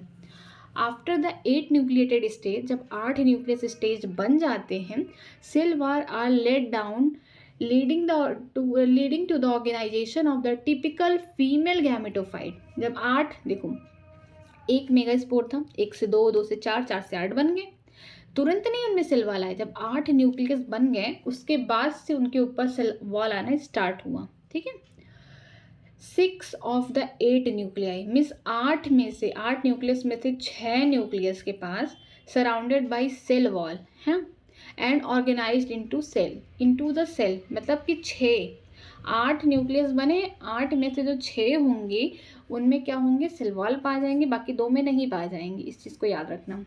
Remaining 2 nuclei, जो पोलर न्यूक्लियाई या पोलर न्यूक्लियाई को पहले देखते हैं, ये है पोलर न्यूक्लियाई, इनमें कोई सेल वॉल नहीं है, खाली है, ये सेंट्रल सेल है बीच में, और इनमें यहाँ पे सेल वॉल हो गया, यहाँ पे सेल वॉल, यहाँ पे सेल वॉल, यहाँ पे सेल वॉल, यहाँ पे हो गया। एंटीपोडल्स में भी पूरे सेल एकदम अच्छे से अरेंज है सेल वॉल के साथ। यहाँ पे एग apparatus में देख सकते हैं, दोनों सिनर्जिट में और एग पे सेल वॉल है, लेकिन जो पोलर न्यूक्लियाई इस पे कोई वॉल नहीं है, एक फ्री एकदम मस्त है, घूम रहा है एकदम सेंट्रल सेल में, ठीक है, ठीक है। Remaining 2 nucleus like polar nuclei are situated below the egg apparatus in a large central cell. मैंने एग apparatus बताया ना, 2 सिनर्जिट होंगे और एक एग होगा। यहाँ पे दिया बिलो, यहाँ पे एक बहुत अंडरलाइन करने की बात है कि below egg apparatus in a large central cell. अब इस स्ट्रक्चर में तो क्लियर नहीं होगा, आपको ये लगेगा कि पोलर न्यूक्लियाई जो है किसके नीचे, एंटीपोडल के, but it is wrong structure, ये उल्टा करके एम्ब्रियो सैक का दे दिया है। ये जब स्ट्रक्चर आप देखेंगे ये सही स्ट्रक्चर है, इस तरीके से अरेंजमेंट है। ये माइक्रोपाइलर एंड के जस्ट नीचे यहाँ बिलो क्या एग अपरेटस मैंने बताया था, 2 सिनर्जिड एक एग, इसे हम बोलते हैं एग अपरेटस। उसके नीचे ही क्या है सेंट्रल सेल है और उसमें क्या है 2 पोलर न्यूक्लियाई है। अगर इस स्ट्रक्चर से देखेंगे तो एंटीपोडल के नीचे है पोलर न्यूक्लियाई, जो कि रॉन्ग है। ये स्ट्रक्चर सही नहीं है, ये स्ट्रक्चर सही है बट ये एम्ब्रियो सैक का उल्टा स्ट्रक्चर है। ठीक है, ये जो है यहाँ पे कर दिया गया, ये यहाँ पे अपोजिट हो गया। जैसे ये हाथ है मेरा, इस तरीके से हाथ है, मैं ऐसे कर दूँ, ठीक है, ये हाथ है मेरा इस तरीके से और मैंने ऐसे कर दिया।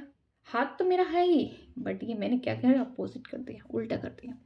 तो जो माइक्रोपाइलर का जो सिनर्जिड और एग है ये क्या है, इसके नीचे ही पाया गया है सेंट्रल सेल में पोलर न्यूक्लियाई। ये याद रखना चाहिए, ये उल्टा स्ट्रक्चर मत देखना है, ये देखना है, इसको प्रेफर करना। Okay, distribution of cell within embryo sac, कि किस तरीके से डिस्ट्रीब्यूशन हुआ है एम्ब्रियो सैक में सेल, जो कि मैं पहले बता दी हूँ लेकिन मैं अब समझा देती हूँ उसमें फिर से। A typical mature embryo sac, mature embryo sac के अंदर क्या होते हैं 8 न्यूक्लिएटेड 7 सेल। अब ये भी दिखा दूँ मैं आप लोगों को, आप लोग कहेंगे कि कैसे 7 सेल कैसे हो गए। हाँ, 8 सेल था जिसमें से 6 सेल के पास क्या हो गया, सेल वॉल हो गया, 2 बचे हुए हैं। यहाँ पे क्या होगा 1 2 3 4 5 6 7 8, ये 3 और ये 3, इनमें सेल वाल आ गए, लेकिन बीच के जो 2 हैं अपने में ही फ्यूज़ कर जाते हैं, एक ही सेल बना लेते हैं। ठीक है, इनकी डिप्लॉयडी 2n हो जाती है। लेकिन ये याद रखना, ये जो जितने भी एंटीपोडल वाले हो गए, एग हो गए, ये सिनर्जिड हो, इनकी पोलैरिटी n है। एकदम रिमेंबर, इस चीज़ को रिमेंबर करना कि चलाइजा एंड में जो भी एंटीपोडल्स पाए जाते हैं, इनकी पोलैरिटी जो सेल की है n न्यूक्लियस है ना nn, इसकी जो हो जाएंगी 2n, ये खुद में फ्यूज़ कर जाते हैं। इनके पास तो सेल वाल है नहीं, ये फ्यूज़ कर गए। एग की पोलैरिटी n होगी, सिनर्जिड की भी n होगी। ओके, तो ये दिया गया है कि 3, यहाँ पे दिया गया है कि जो टिपिकल एम्ब्रियो सैक है जिसमें 8 न्यूक्लियस से 7 सेल्ड हैं, 7 के ऊपर सेल्ड हैं। और 7 के ऊपर सेल्ड कैसे बोल दिया उसने, इस तरह से बोला है कि 3 ये हो गए सेल, 3 ये, और ये दोनों जो एक साथ फ्यूज़ कर जाएंगे तो ये जो बोल रहा सेंट्रल न्यूक्लियस, ये उसको सेल बोल दिया। ठीक है, सेवल सेल्ड हो गया। मेन जो ये पूरा स्ट्रक्चर जितना ये पूरा इसको बोल दिया इसके अंदर है कि, ठीक है, इसको बड़ा सा सेल बना दिया, सेंट्रल सेल बोल दिया इसको। 3 सेल 2 सिनर्जिड 1 एक्सेल, ये कौन से रीजन पे are grouped at the micropylar end, मैंने पहले ही बता दिया कि ये माइक्रोपाइलर एंड पे है। 2 सिनर्जिड हो गए ये और एक एक्सेल होगा, ये तीनों मिल के क्या बनाएंगे, एग अपरेटस। इसको क्या बोलेंगे, एग अपरेटस बोलेंगे। ठीक है, सिनर्जिड है स्पेशल सेलुलर थिकनिंग, कि सिनर्जिड में क्या होगा, स्पेशल सेल में क्या हो जाएगा, मोटापा आ जाएगा, थिकनिंग हो जाएगी सेल में। At micropylar tip called the filiform apparatus, it help to guide the pollen tube into the synergid। तुरंत तो आके जो pollen tube होगा तुरंत नहीं आएगा एग में फ्यूज करने, सिनर्जिड से गुजरते हुए जाना है, क्योंकि सिनर्जिड तो पहले है, एग सेल जो है इनके पीछे। जैसे कि ये मेरा हाथ है, ठीक है, सपोज करो ये मेरा हाथ, ये सिनर्जिड है, तो ठीक है, इस तरीके की मानिए सिनर्जिड का सेल है और इसमें थिकनिंग की गई है, इस तरीके से थिकनिंग है। और ये जो है फिंगर लाइक अपरेटस, ये जो फिंगर लाइक अपरेटस है ये फिलीफॉर्म अपरेटस है। ठीक, इस तरीके से, और इसके जस्ट पीछे ही एक्सेल है। ओके, यहाँ पे देखिए, it help to guide the pollen tube into the synergid, की pollen ट्यूब तुरंत आके फ्यूज जाइगोट नहीं बनाएगा, तुरंत फ्यूज करके जाइगोट नहीं बनाएगा एग से, क्योंकि आएगा जब pollen ट्यूब आएगा उसमें मेल गैमेट आया, मेल गैमेट में फ्यूजन हुआ, मतलब किससे हुआ, एग से हुआ। ठीक है, एग से हुआ, और वो तुरंत आके मतलब pollen ट्यूब तुरंत एंट्री नहीं करेगा एग सेल में, वो सिनर्जिड से गुजरते हुए जाएगा। भाई दरवाज़ा है सामने और यहीं पे दोनों ही सामने सिनर्जिड है, यहाँ पे फिंगर लाइक इस तरीके से फिंगर लाइक अपरेटस है, इसके पीछे, इसके जस्ट पीछे क्या है, एक सेल है। ठीक है, यहाँ से आया, मान लीजिए ये pollen ट्यूब आया, तो ये जो फिंगर लाइक अपरेटस आप देख रहे हैं ना, ये फिंगर लाइक फिलीफॉर्म अपरेटस है, यहाँ ये सिनर्जिड है, पहले सिनर्जिड को क्रॉस करते हुए तब एक सेल के पास जाएगा, फिर यहाँ पे फर्टिलाइजेशन होगा। ठीक है, 3 cell of antipodal are chalazal and the large central cell with 2 polar nuclei. यहाँ पे दिया गया है कि 3 एंड, जो 3 सेल है कौन से एंड पे, 3 सेल एंड कहाँ पे, एंटीपोडल वो चलाइजा एंड पे है, और जो बीच का सेंट्रल सेल है उसमें क्या है, पोलर न्यूक्लियाई, जो खुद फ्यूज करके 2n बना ली है। ठीक, ये स्ट्रक्चर बहुत इंपॉर्टेंट है, मैं एक बार इसको और डिफाइन कर दे रही हूँ। चलिए स्टार्ट करते हैं। एक मान लीजिए मेगास्पोर, जो फंक्शनल मेगास्पोर है उसमें डिवीज़न हुआ, वो 2 बना लिए, माइटोसिस हुआ मतलब। फिर 2 से 4 हुआ, फिर 4 से 8, ये 8 बन गया पूरा। ठीक, अब इनका डिस्ट्रीब्यूशन कैसे देखना है, ये है माइक्रोपाइलर एंड, ये हो गया चलाइजा एंड। 3 यहाँ पे आके जुड़ गए, 3 यहाँ बनेंगे और बीच में 2 रहेंगे। ठीक है, जो माइक्रोपाइलर एंड होगा यहाँ पे 2 सिनर्जिट रहेंगे आगे आगे इस तरीके से, और पीछे जो होगा एक सेल होगा। ठीक है, फिर उसके नीचे क्या होंगे, सेंट्रल सेल होंगे, सिनर्जिट और ये एग अपरेटस के नीचे, मतलब सिनर्जिट और एग को ही मिला के एग अपरेटस हुआ। तो हम ये कह सकते हैं कि एग अपरेटस के नीचे ही क्या है, सेंट्रल सेल है। इसको याद रखना, बिलो एग अपरेटस। ठीक, फिर एंटीपोडल जो है चलाइजा एंड पे 3 सेल है। अब इसी एम्ब्रियो सेक को उल्टा कर दिया गया है, एंटीपोडल के ऊपर कर दिया गया चलाइजा एंड को, माइक्रोपाइलर को यहाँ कर दिया गया। स्ट्रक्चर देखिए, यहाँ से मैं स्टार्ट कर देती हूँ, माइक्रोपाइलर एंड ये एंड। ठीक, ये माइक्रोपाइलर एंड है।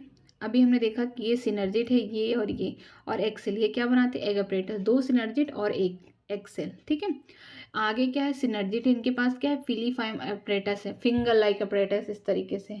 ठीक है, थिकनिंग है, सेल वॉल में थिकनिंग हो गई किसके, सिनर्जिट में, ताकि जो पॉलन ट्यूब आए तो यहाँ से ही उसकी एंट्री हो, ये गाइड करते हैं पॉलन ट्यूब को। ठीक है, ये जो फिलीफॉर्म अपरेटस है ये गाइड करते हैं पॉलन ट्यूब को।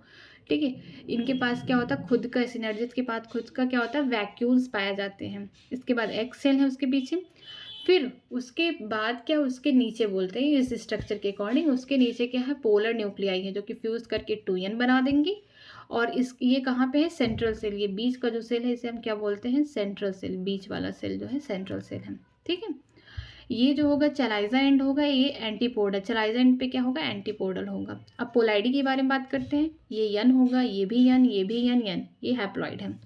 ये क्या होंगे, 2n, ये डिप्लॉइड होंगे क्योंकि दोनों बाद में फ्यूज़ कर जाएंगे अपने में। अगर सिंगल सिंगल देखेंगे तो n होंगे, ये भी n है, ये भी n है, ये भी, ये सब हैप्लॉइड है। ओके, अब नेक्स्ट टॉपिक हम स्टार्ट करने जा रहे हैं, पॉलिनेशन, कि पॉलिनेशन क्या है, होता कैसे है, क्या क्या होता है, कितने टाइप के हैं, सब कुछ देखने जा रहे हैं। आज की क्लास अगर अच्छी लगे तो please like and subscribe my channel new academy, और मेरा टेलीग्राम का लिंक डिस्क्रिप्शन बॉक्स में है, तो आप वहाँ पे जाके ज्वाइन कर सकते हैं, और जितने भी ये PDF हैं, शॉर्ट नोट्स हैं, वहाँ पे आपको मिलेंगे। Thank you.